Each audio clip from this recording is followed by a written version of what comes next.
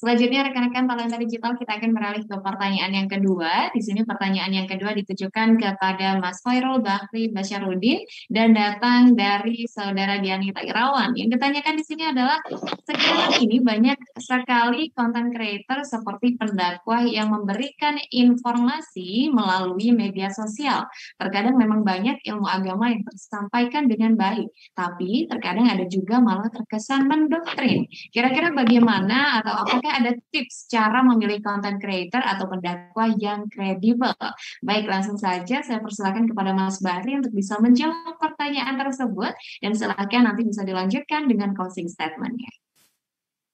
Terima kasih atas waktunya. Terima kasih juga buat penanya. Kalau ngomongin soal doktrin, agama itu memang doktrin ya. Setiap agama emang menyampaikan doktrinnya masing-masing, ajarannya masing-masing, keyakinan masing-masing. Setiap orang harus meyakini apa yang dia yakini, tapi tidak boleh memaksakan keyakinannya terhadap orang lain. Nah, itulah ikrah fiddin. Tidak boleh maksain keyakinannya dalam hal apapun sebenarnya, memaksain keyakinan dalam hal apapun. Tidak hanya dalam hal agama, tidak boleh dipaksakan keyakinannya tersebut terhadap orang di luar dirinya atau orang lain.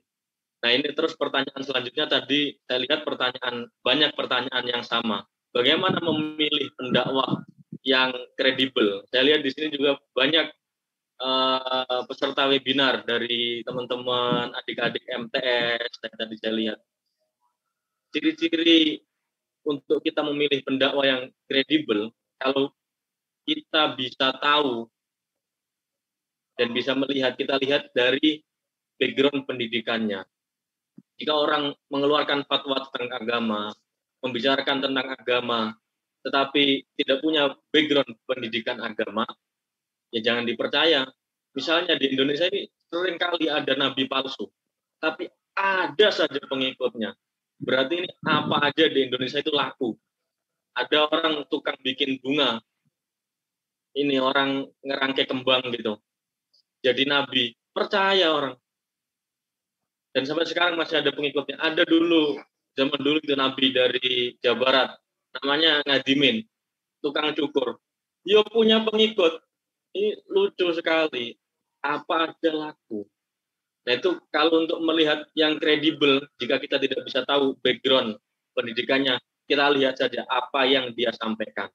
Nah, seperti yang telah saya sampaikan di pembicaraan tadi, pertama, yang disampaikan itu harus rahmatan lil alamin.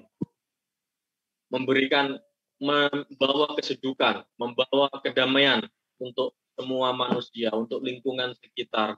Kalau ada orang pendakwah, ayo buang sampah sembarangan, berarti jangan diikuti.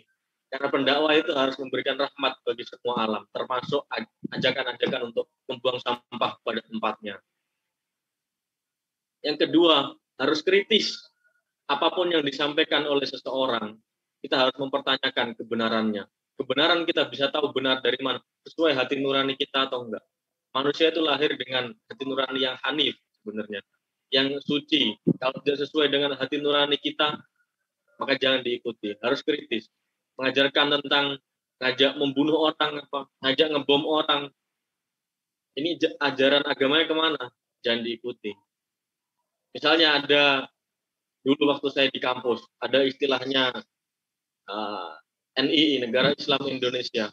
Orang diajak untuk ikut kelompok-kelompoknya, doktrin, tiba-tiba disuruh membangkang kepada orang tuanya, suruh minta uang ke orang tuanya. Kalau nggak mau, orang tuanya suruh ninggalin.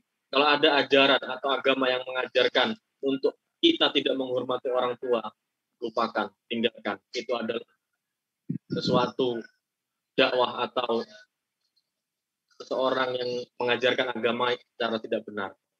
Kemudian selanjutnya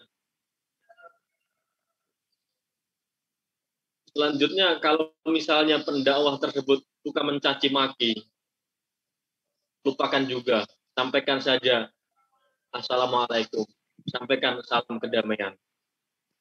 Selanjutnya, kalau kita tidak bisa menyampaikan salam kedamaian, orangnya kita tidak sabar, maka tinggalkan.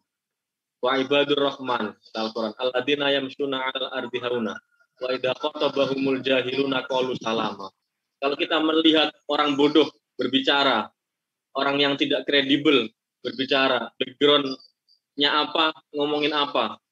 Ada orang background-nya teknik informatika misalnya, memberikan fatwa tentang zakat. Ini kredibel atau enggak? Berarti tidak sesuai keahliannya, lupakan.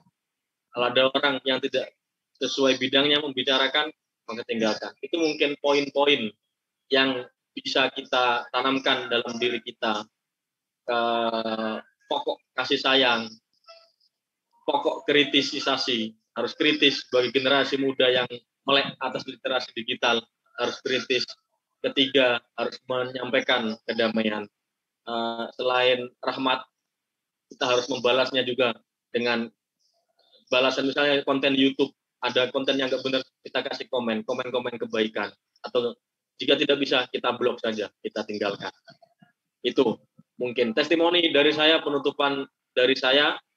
Selamat Hari Pahlawan, kemerdekaan Indonesia membawa kita pada kemerdekaan digital. Jika kita tidak memperoleh kemerdekaan, merdeka pikiran dan jiwa, kita tidak akan bisa menyampaikan unek-unek kita di lewat media digital semacam ini. Ini perlu kita syukuri berkat perjuangan para pahlawan kita. Terima kasih.